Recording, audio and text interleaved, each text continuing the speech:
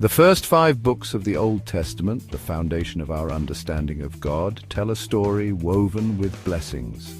Like threads of gold, these blessings run through the lives of the patriarchs, matriarchs, and the nascent nation of Israel.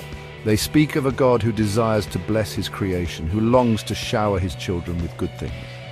From the very beginning, in the Garden of Eden, God bestows blessings. He blesses Adam and Eve, commanding them to be fruitful and multiply. This primal blessing, echoing through the generations, underscores the very essence of God's character, a God who gives life, who nurtures, who provides. But these blessings, these gifts from a loving God, are not given unconditionally. They are woven into the very fabric of the covenant, a sacred agreement between God and his people. This covenant, this promise, forms the bedrock upon which the entire Old Testament narrative unfolds. In the ancient world, a covenant was more than a mere agreement. It was a bond forged in blood, a solemn vow that sealed the fate of individuals and nations. When God established a covenant with Abraham, it was a promise that reverberated through time, a promise that continues to echo even today.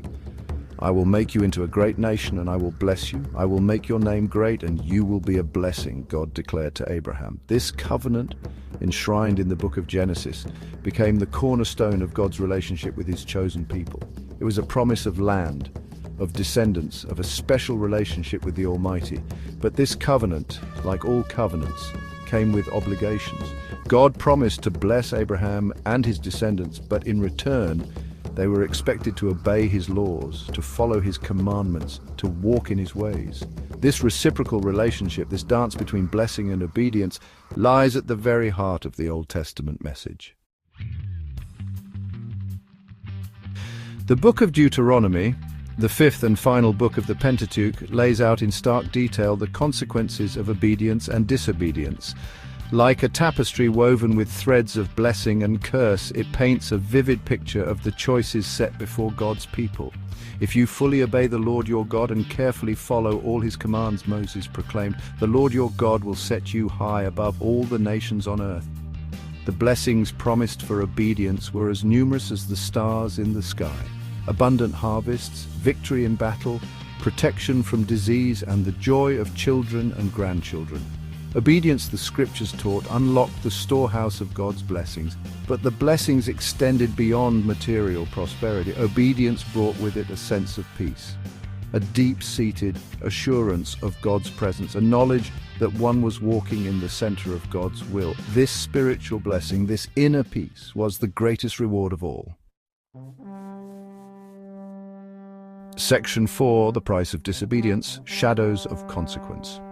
Just as obedience unlocked the storehouse of God's blessings, disobedience brought with it inevitable consequences.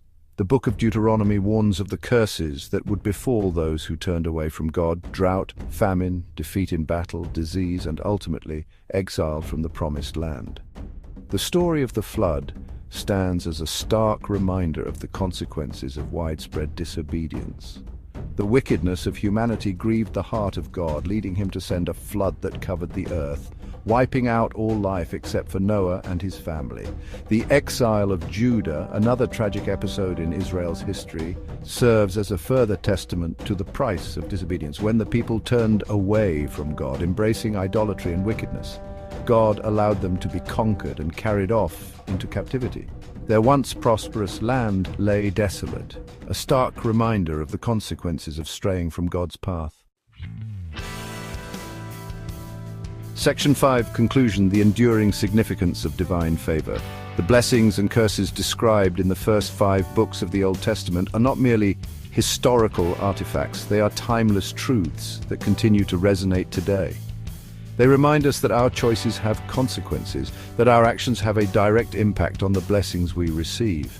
While we may not live under the same covenant as the ancient Israelites, the principle remains the same. God desires to bless us, to shower us with his favor.